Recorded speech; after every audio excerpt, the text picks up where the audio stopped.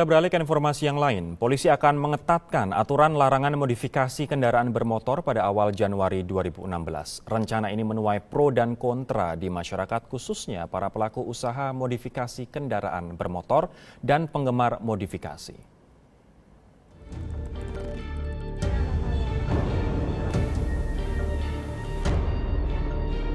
Direktorat Lalu Lintas Polda Metro Jaya awal Januari 2016 akan menerapkan aturan ketat mengenai larangan modifikasi kendaraan bermotor. Aturan tersebut tertuang pada pasal 277 Undang-Undang Nomor 22 Tahun 2009 tentang lalu lintas angkutan jalan dengan ancaman pidana penjara paling lama 1 tahun atau denda maksimal 24 juta rupiah. Regulasi sudah cukup lama. Itu kan diatur dalam Undang-Undang Nomor 22 2009 tentang lalu lintas dan angkutan jalan, khususnya adalah pasal 277, di mana bahwa setiap orang yang memasukkan kendaraan bermotor, kereta gandengan, kereta tempelan dan sebagainya, termasuk membuat, merakit, memodifikasi kendaraan yang mengakibatkan perubahan tipe, itu sudah merupakan tindak pidana kejahatan. Di situ ancamannya adalah kurungan 1 tahun, kemudian dendanya adalah 24 juta. Lebih lanjut, modifikasi kendaraan boleh dilakukan dengan syarat melakukan uji tipe kendaraan. Hal ini dilakukan untuk memperoleh izin atau sertifikat dari Kementerian Perhubungan.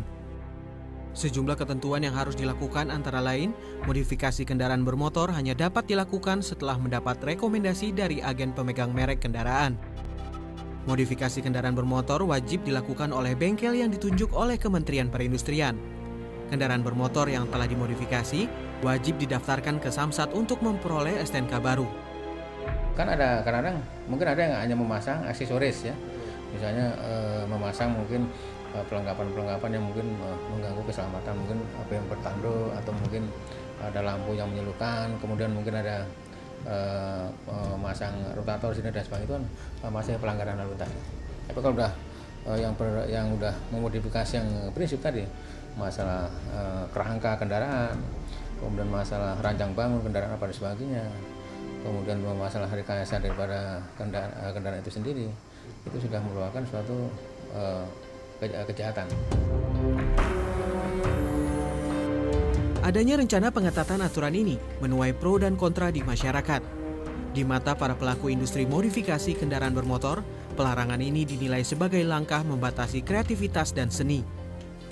Undang-undang itu kalau memang dibuat sebagai sebuah standar, buat saya pribadi sebagai pelaku di dunia custom nggak ada masalah. Asalkan memang undang-undang itu tidak membatasi kreativitas, karena secara nggak langsung apa yang kita geluti, teman-teman yang geluti itu adalah industri kreatif yang mungkin kelak akhirnya juga bisa membuat kita bangga sebagai bangsa Indonesia. Kita punya sesuatu, banyak orang-orang kreatif di industri otomotif. Tapi memang batasan itu memang harus ada sosialisasi dari pihak aparat, sosialisasi yang baik ke masyarakat, bahwasanya memang undang-undang ini dibuat sebagai satu bentuk kita memodifikasi kendaraan karena harus ada standarnya. Menurut Doni, aturan soal modifikasi kendaraan yang tertuang dalam pasal 227 Undang-Undang Nomor 22 Tahun 2009 tidak menyebut secara jelas batasan dalam modifikasi. Di industri otomotif, kita bergerak di jasa modifikasi, secara nggak langsung kan juga kita menciptakan lapangan pekerjaan. Kita, apalagi Pak Jokowi kan juga selalu gembar-gembor ingin industri kreatif di Indonesia jauh lebih maju. Secara nggak langsung kita melakukan itu. Jadi alangkah lebih bijak bila mana memang undang-undang ini disosialisasikan dengan baik ke masyarakat. Selain itu, Doni menilai polisi perlu mensosialisasikan aturan larangan modifikasi secara jelas dan tidak terburu-buru. Setuju atau tidak setuju, aturan tetap harus dijalankan. Perlu ditemukan solusi yang bijak agar kreativitas dan keselamatan bisa sama-sama menjadi prioritas.